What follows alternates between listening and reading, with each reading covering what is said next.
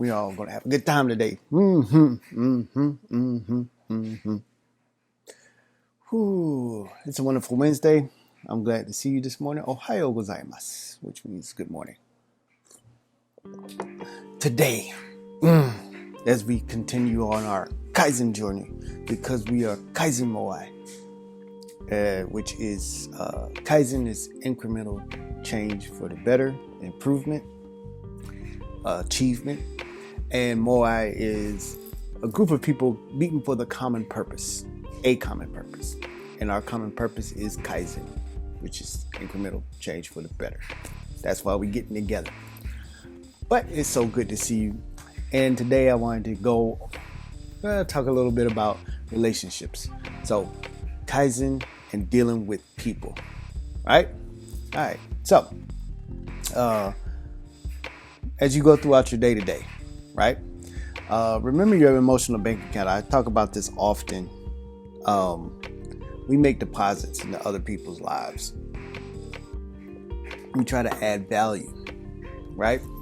But we make deposits into other people's lives. We do things for them. We encourage them. We deposits. Now, when you're asking for things or you're expecting something of somebody, that's making a withdrawal.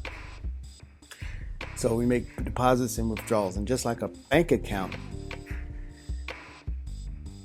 if more deposits than you take out, then you have money in the bank. But if you take out more than you're putting in, then you'll overdraft. And a lot of times what happens is if you write a check for more than what you have in the bank, not only will they take what you had, they'll also charge you even more for the overdraft fee. And we don't want to get in that point where, things are like overdrawn and we're paying more than what we actually had in the bank to begin with. And the same things go with emotions in your relationships. You don't want to take out more than what you're putting in, because when you do that, you become emotionally bankrupt. And when that happens, the other person usually checks out, or you're checking out, because the other person is overdrawn, and you don't want to see that person. You don't want to talk to them. Even in our spiritual lives, we don't want to take out more than we're putting in, because we'll bankrupt our own selves, and then things don't go the way we plan. So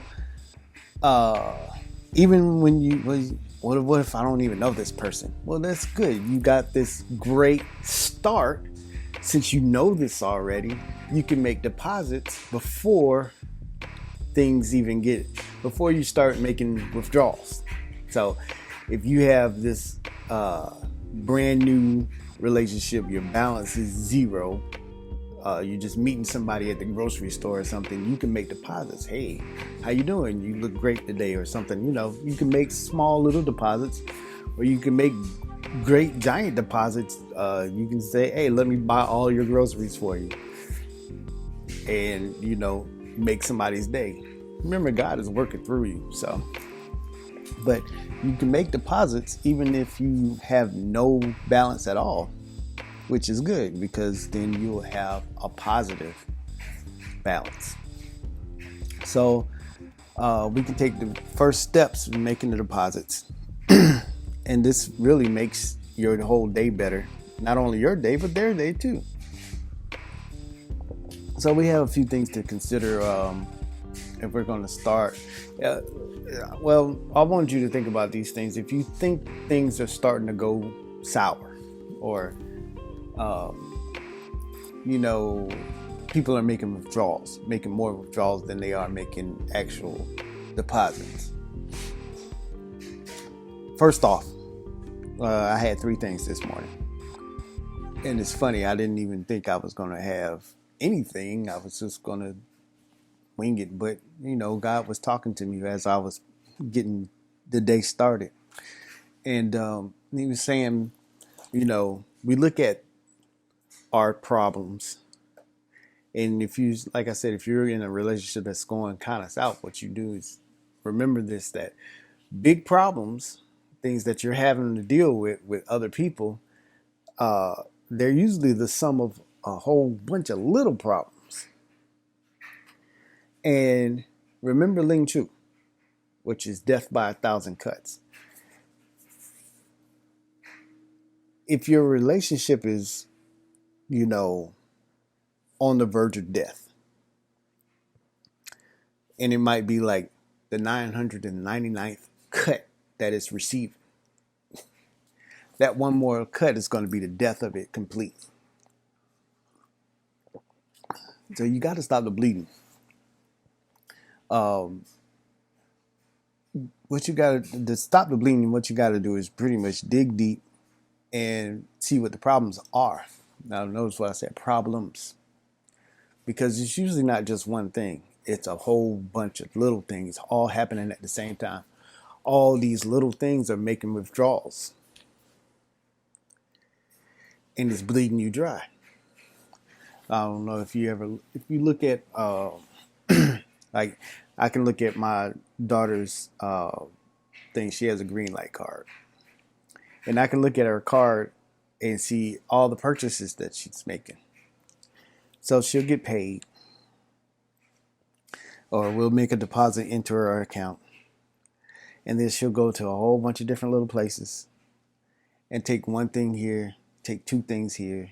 Buy this little $5 thing from Five Below. Go to Starbucks, which is $5 here, $5 there, $5 here, $5 there.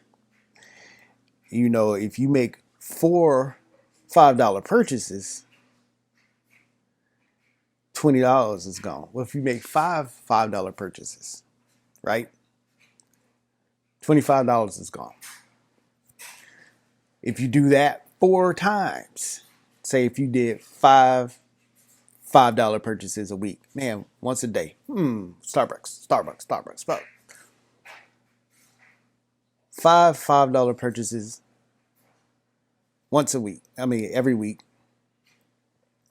for 4 weeks, you've spent $100, and it's like, man, I don't ever have any money. Well, you had $100 at the beginning of the 4 weeks. I did? Yeah, look. $5 here, $5 here, $5 here. But you wanted it. So you made yourself happy. But in the long run, was it an investment? I don't know. It's hard to make an investment with a withdrawal. Now, you can do it, but it's hard. Usually investments come from deposits. So if you're in a relationship and you want to make an investment in it, man, I see us being really good, really close, really good friends in the future. We're doing a lot of things together. You want to make deposits now. You don't want to start making withdrawals, because when you make withdrawals, thinking about the word withdrawal, that's what that person is going to start doing, withdrawing. Same with you. If somebody's making withdrawals from you, you want to start, oh man, here they come again. Oh, they're probably going to be asking for something. So, one way to find these leaks or these cuts is to ask yourself the 5 whys. Okay, they blew up at me for no reason. Why? Because I did this and they reacted this way. Why did they react this way? Because they don't like when I do this. So why did I do that? I don't know. Why do I do this? Why did they do this to me that make me do this? Why?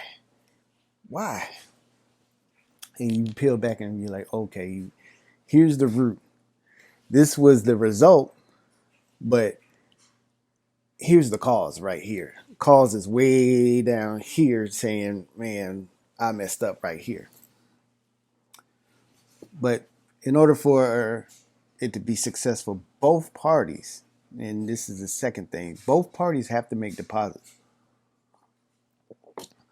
One can't make deposits and the other makes withdrawals because it doesn't work that way. You have to be making deposits. You can make withdrawals, but like I said, as soon as you make more withdrawals than you are making deposits, you got problems. Same as your physical bank account.